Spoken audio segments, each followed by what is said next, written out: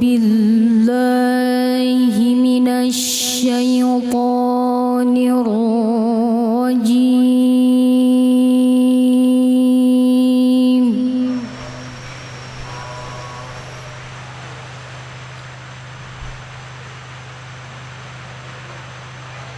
بسم الله الرحمن الرحيم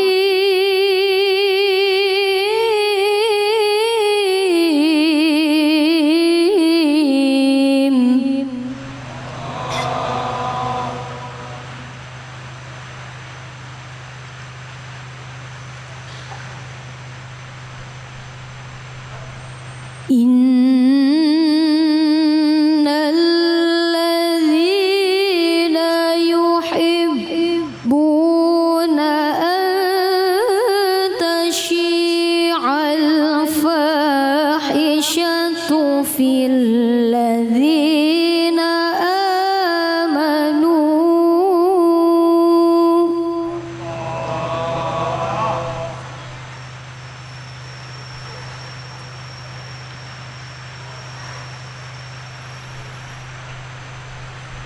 الذين آمنوا لهم عذاب أليم في الدنيا والآخرة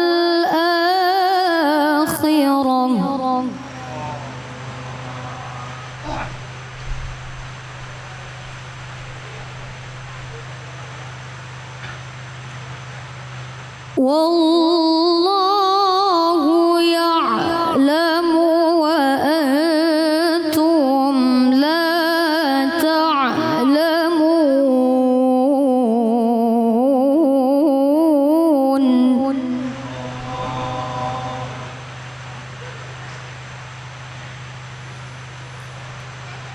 والله يعلم وأنتم لا تعلمون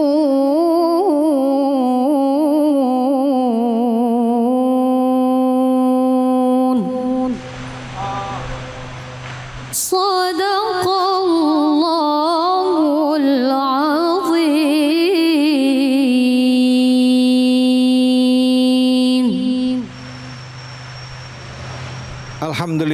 Alhamdulillahirabbil alamin. Nikmat yang luar biasa pada saat Allah masih memberikan kita kesempatan untuk hidup, masih diberikan kesempatan untuk mendengar ayat-ayat Allah, dan masih berikan kesempatan untuk membaca ayat-ayat Allah, dan juga masih di kesempatan untuk merasakan kebesaran Allah melalui ayat-ayat kauniyahnya. Dan pada kesempatan kali ini saya mengajak kita semua yang hadir di sini dan juga pemirsa di rumah untuk sama-sama menyimak lebih dalam lagi mengenai ayat yang sama-sama kita bacakan tadi, yaitu surah An-Nur ayat 19. Sama-sama kita dengar kajiannya bersama dengan guru kita Ustadz Rohin Adi Anwar. Silakan Ustadz. Fadhol.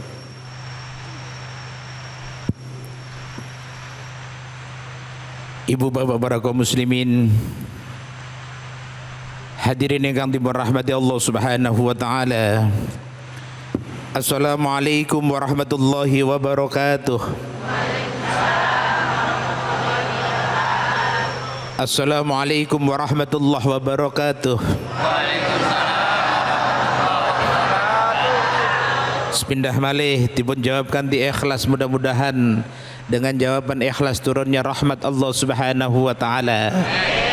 Engkang sakit-sakitnya disembuhkan Allah Subhanahu wa taala. Yang lagi gundah gulana diberikan kegembiraan oleh Allah Subhanahu wa taala. Yang lagi seret rizkinya dilancarkan oleh Allah Subhanahu wa taala. Engkang dereng gadah jodoh dipun paringi jodoh ingkang berkah lan barokah.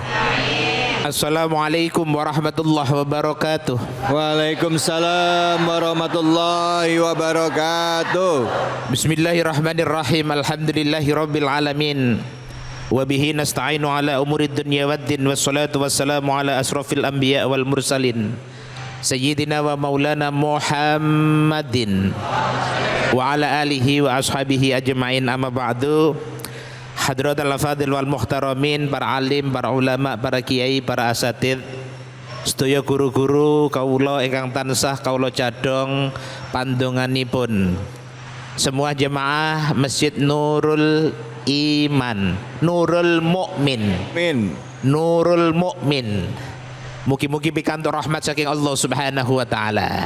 Amin. Bapak Ibu jamaah kita berahmati Allah Subhanahu wa taala, salam dan taslim kita haturkan kepada junjungan kita Nabiullah Muhammadin Rasulullah sallallahu alaihi wasallam. Mudah-mudahan kita semuanya diakui sebagai umat Rasulullah sallallahu alaihi wasallam. Dan besok di yaumil ba'ats, yaumil qiyamah, kita semuanya akan mendapatkan syafaatul uzma saking Kanjeng Nabi Muhammad Rasulullah sallallahu alaihi wasallam. Bapak Ibu jamaah, pada siang hari ini kita akan bahas tafsir Al-Qur'an. Surat An-Nur ayat 19. Engkang Allah Subhanahu wa taala memberikan informasi kepada kita. A'udzubillahi minasyaitonirrajim. Bismillahirrahmanirrahim. Innal ladzina yuhibbuna an tasyi'al fahisyah fil ladzina amanu lahum adzabun alim fid dunya wal akhirah wallahu ya'lamu wa antum la ta'lamun. Di situ dijelaskan di dalam tafsir ini, di dalam ayat ini, sesungguhnya orang-orang yang senang, yang cinta, yang gembira, antasyi al-fahisyah, tersebarnya sebuah fitnah. Fahisyah di sini bermakna az-zina, lebih tentang zina. Tapi kalau makna umum ya termasuk fitnah-fitnah yang lain. Mereka senang fil ladzina amanu, tersebar di kalangan orang iman. Kalau itu sampai terjadi, lahum adzabun alimun, orang yang menyebarkan fitnah, orang yang menyebarkan aib, nanti akan mendapatkan ancaman dari Allah Subhanahu wa taala, adzabun alim, siksa yang sangat-sangat pedih. Ten pundi niku fit dunya ing dalam donya wal akhirah lan ing dalam akhirat. Di dunia dan di akhirat. Wallahu ya'lamu wa antum la ta'lamun, sesungguhnya Allah mengetahui segala sesuatu, wa antum dan kalian la ta'lamun tidak mengetahui segala sesuatunya. Engkang perso, engkang ngaweruhi, yang melihat adalah Allah Subhanahu wa ta'ala. Bapak Ibu jamaah yang dirahmati Allah Subhanahu wa taala. Surat An-Nur ini menjelaskan kepada kita, sebagai orang iman, kita niki empun ngantos, kita ini jangan sampai gampang-gampang menyebarkan fitnah. Kita ini jangan sampai gampang-gampang memberikan informasi tanpa dilakukan tabayyun terlebih dahulu. Nggih napa nggih? Nggih napa nggih? Biasanya itu kalau orang lebih senang kalau sudah ada informasi-informasi yang sekiranya informasi itu hal-hal yang jelek, senang banget itu senang sekali, langsung disebar. Apalagi kalau ada kaitannya ngapunten ini, agak-agak ada musuh sedikit, agak dengki-dengki sedikit, kemudian kelihatan dia ada aibnya, dia ada celahnya, langsung disebar. Kira-kira jamaah di sini begitu enggak? Kira-kira jamaah di sini enggak? Insya Allah kalau di sini di masjid ini kalau pulang duka malih.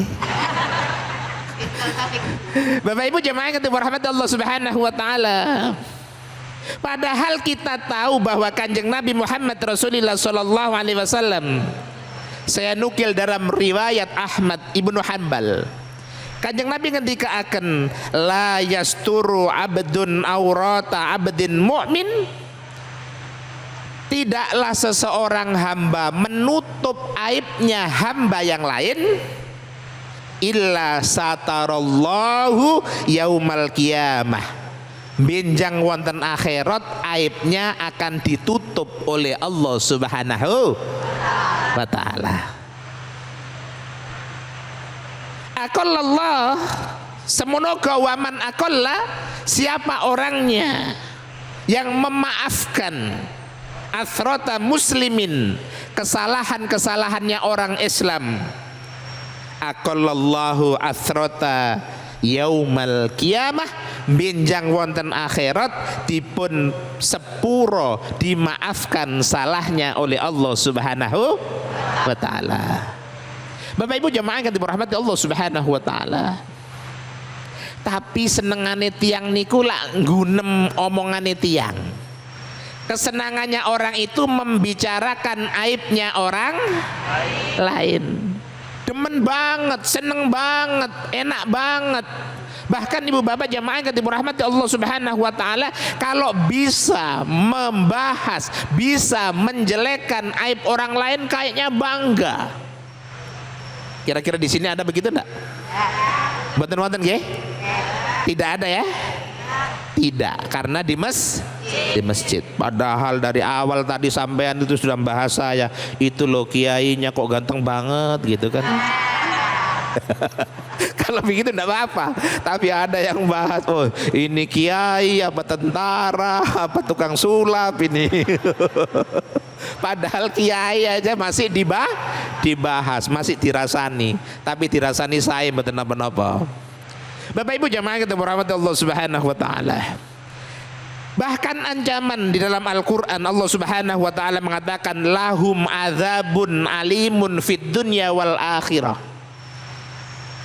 Kalau seseorang itu memberikan informasi yang salah, khususnya dalam ayat ini adalah tentang masalah perzinaan. Orang menuduh zina tanpa diberikan dan tanpa mampu menghadirkan 4 saksi, maka dia akan diberikan hukuman di dunia, yaitu didera, dipukul sebanyak 80 kali. Niku tendonya niku. Bahkan persaksiannya tidak akan diberikan dan tidak diterima selama-lamanya. Di dalam surat An-Nur ini ayat 4, Allah Subhanahu wa taala menyatakan walladzina yarmunal muhsanati tsumma lam ya'tu bi arba'ati syuhada. Siapa orangnya yang menuduh perempuan yang terjaga dituduh zina, maka dia tidak mampu menghadirkan 4 saksi, maka dia akan fajliduhum tsamanina jaldah, akan didera, dipukul 80 kali, wala takbalu lahum syahadan abada, dia tidak diterima persaksiannya selama-lamanya, wa ulaika humul mufsidun, dan mereka termasuk orang yang fasik.